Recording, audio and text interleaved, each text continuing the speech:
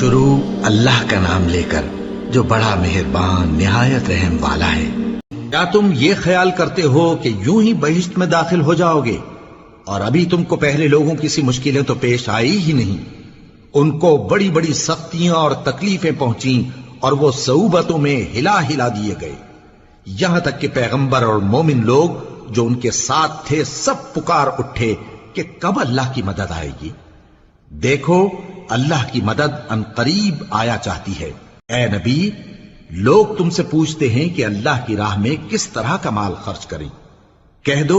کہ جو چاہو خرچ کرو، لیکن جو مال خرچ کرنا چاہو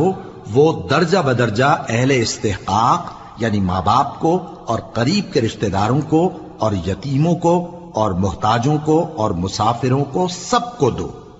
اور جو بھلائی تم کرو گے اللہ اس کو جانتا ہے۔ مسلمانوں، تم پر اللہ کے رستے میں لڑنا فرض کر دیا گیا ہے اور وہ تمہیں ناگوار تو ہوگا، مگر عجب نہیں کہ ایک چیز تم کو بری لگے اور وہ تمہارے حق میں بھلی ہو، اور عجب نہیں کہ ایک چیز تم کو بھلی لگے اور وہ تمہارے لیے مضر ہو،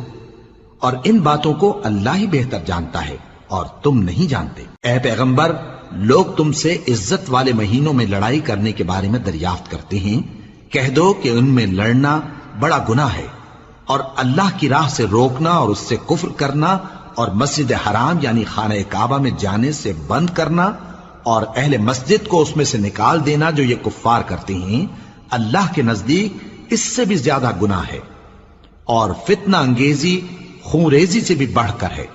اور یہ لوگ ہمیشہ تم سے لڑتے رہیں گے یہاں تک کہ اگر مقدور رکھیں تو تم کو تمہارے دین سے پھیر دیں، اور جو کوئی تم میں سے اپنے دین سے پھر کر کافر ہو جائے گا اور کافر ہی مرے گا تو ایسے لوگوں کے اعمال دنیا اور آخرت دونوں میں برباد ہو جائیں گے،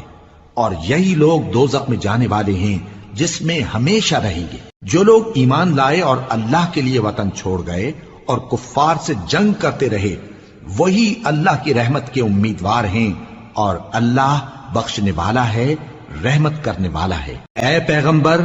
لوگ تم سے شراب اور جوئے کا حکم دریافت کرتے ہیں، کہہ دو کہ ان میں گناہ بڑے ہیں اور لوگوں کے لیے کچھ فائدے بھی ہیں، مگر ان کے گناہ فائدوں سے کہیں زیادہ ہیں۔ اور یہ بھی تم سے پوچھتے ہیں کہ اللہ کی راہ میں کون سا مال خرچ کریں، کہہ دو کہ جو ضرورت سے زیادہ ہو۔ اس طرح اللہ تمہارے لیے اپنے احکام کھول کھول کر بیان فرماتا ہے تاکہ تم سوچو، یعنی دنیا اور آخرت کی باتوں میں غور کرو۔ اور تم سے یتیموں کے بارے میں بھی دریافت کرتے ہیں، کہہ دو کہ ان کی حالت کی اصلاح بہت اچھا کام ہے، اور اگر تم ان سے مل جل کر رہنا یعنی خرچ اکٹھا رکھنا چاہو تو وہ تمہارے بھائی ہیں، اور اللہ خوب جانتا ہے کہ خرابی کرنے والا کون ہے اور اصلاح کرنے والا کون۔ اور اگر اللہ چاہتا تو تم کو تکلیف میں ڈال دیتا، بے شک اللہ غالب ہے، حکمت والا ہے۔ اور مومنوں، مشرک عورتوں سے جب تک وہ ایمان نہ لائیں نکاح نہ کرنا، کیونکہ مشرک عورت خواہ تم کو کیسی ہی بھلی لگے اس سے مومن لونڈی بہتر ہے، اور اسی طرح مشرک مرد جب تک ایمان نہ لائیں مومن عورتوں کو ان کی زوجیت میں نہ دینا، کیونکہ مشرک مرد سے خواہ وہ تم کو کیسا ہی بھلا لگے مومن غلام بہتر ہے۔ یہ مشرک لوگوں کو دوزخ کی طرف بلاتے ہیں، اور اللہ اپنی مہربانی سے بہشت اور بخشش کی طرف بلاتا ہے، اور اپنے حکم لوگوں سے کھول کھول کر بیان کرتا ہے تاکہ نصیحت حاصل کریں۔ اور تم سے حیض کے بارے میں دریافت کرتے ہیں، کہہ دو وہ تو نجاست ہے، سو ایام حیض میں عورتوں سے کنارہ کش رہو، اور جب تک وہ پاک نہ ہو جائیں ان سے مقاربت نہ کرو۔ ہاں، جب وہ پاک ہو جائیں تو جس طریق سے اللہ نے تمہیں ارشاد فرمایا ہے ان کے پاس جاؤ، کچھ شک نہیں کہ اللہ توبہ کرنے والوں اور پاک صاف رہنے والوں کو دوست رکھتا ہے۔